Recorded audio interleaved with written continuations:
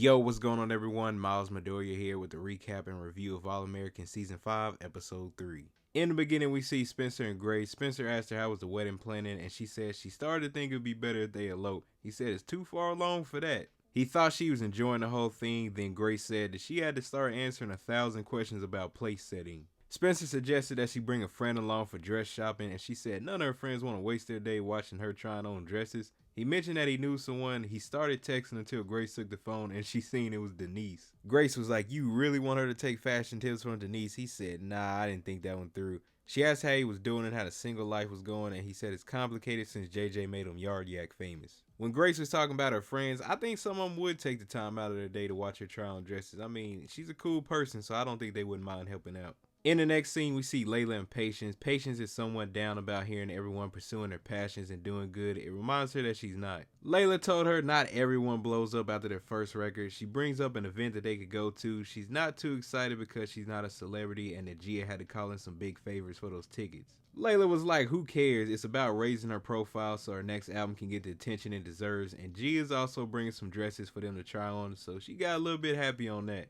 Moving along to Jordan, Spencer, and Olivia, they're talking about the whole Garrett situation and him using Isaiah to take out one of the players. And Jordan didn't mention to Olivia that Spencer would be joining them, but he did tell him about Garrett's possible bounty system. She didn't look too happy to see him there. She told him that she wanted to keep him out of it until there was proof, but he wanted to help her out.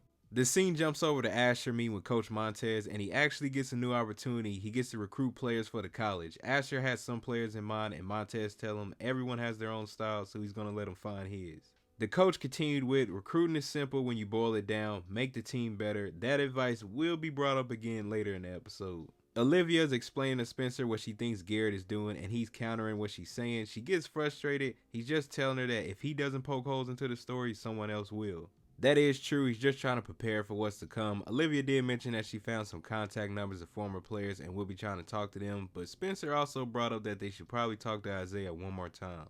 That's when Jordan gets tired of everything and he leaves. He told her he's not an Isaiah whisperer and also dealing with what's going on between those two. I don't blame him at all. Like, he's sitting there and then they both going back and forth about this story. Spencer's trying to help her out. She's not trying to accept it. And then she keeps telling him to go talk to Isaiah or any information on him. Like, he got his own stuff he got to deal with. Preach is hanging out with Amina at the park, and some dude comes up to him named Brick, says he thinks that their daughters are in the same class. Once he confirms that who Preach really is, well, he said his real name, he serves him some papers. I was like, what's going on? What could have happened this time?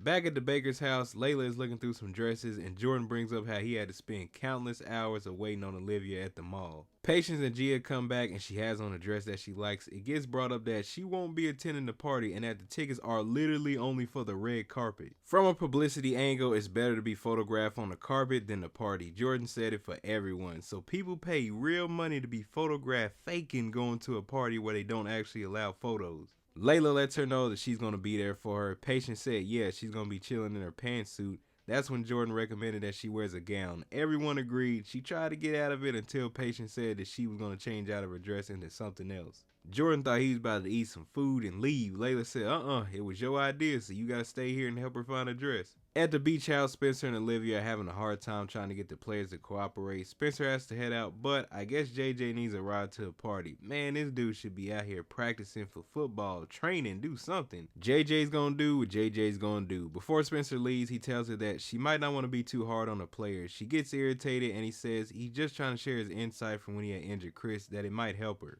Olivia didn't want to listen, of course. She wants to do it her way. He told her to do her. Olivia, you gotta listen to people who are trying to help you. I understand your focus on it, but the way you're handling this, it might end up failing. Asher goes to Crenshaw to talk to some of Billy's players. Billy told him you can't come to him with all that business stuff. You gotta butter the coach up. Where's the small talk? How's the wife? How's the kids?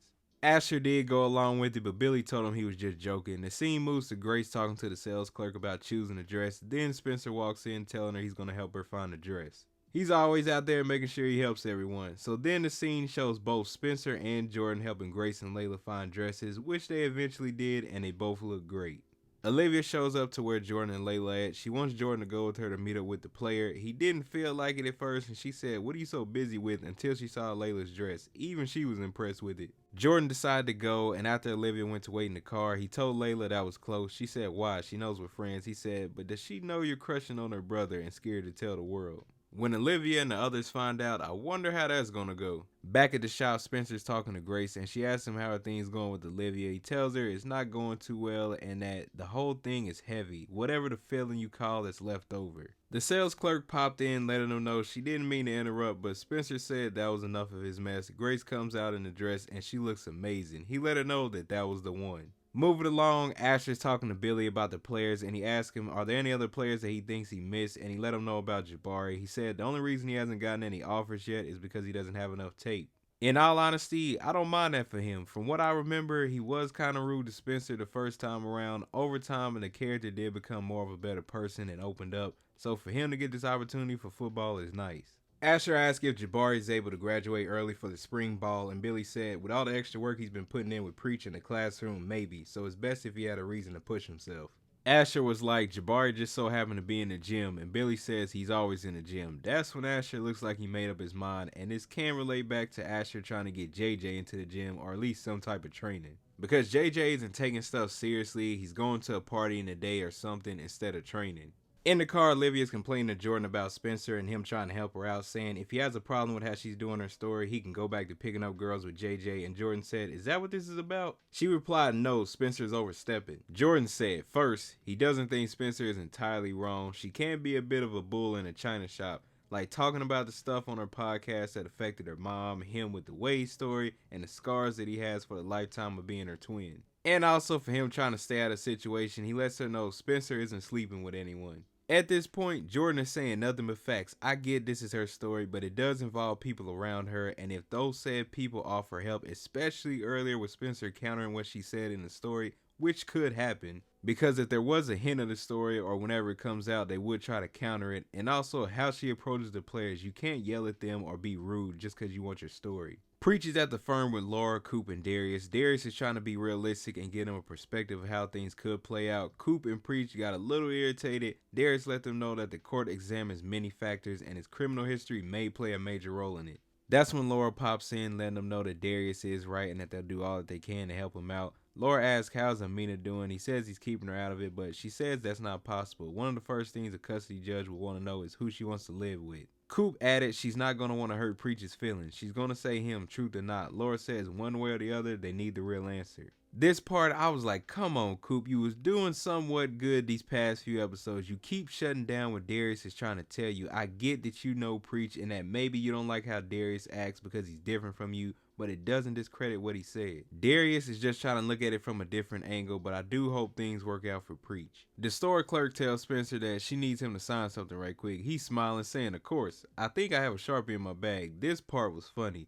She said a pen will do. He replied, most fans prefer a Sharpie, but a pen works too. He thought he was about to sign something for a fan. She just wanted his signature, saying that he was going to pick up the dress. The look on his face and him trying to play it off. She asked him what does he usually sign. He said footballs. She mentioned she doesn't know that much about sports, but he must be really good to be so famous. He told her he's not famous, just embarrassed, and she told him if it makes him feel any better, to her, he will always be the guy who helped his mom pick out a dress. Coop's at the park letting Amina know the situation about what's going on and ask her does she want to live with her dad or grandparents. She says she wants to stay with her dad. It's a lot to process. Amina didn't want to talk about it anymore. She wanted to talk with her dad, and Coop lets her know she's not going to let her get taken away from her father. Asher's back on campus, and Coach Montez lets him know that it'll be hard to give a scholarship to Jabari if he's going to be sitting for 3 seasons. JJ was a freshman starter for this year.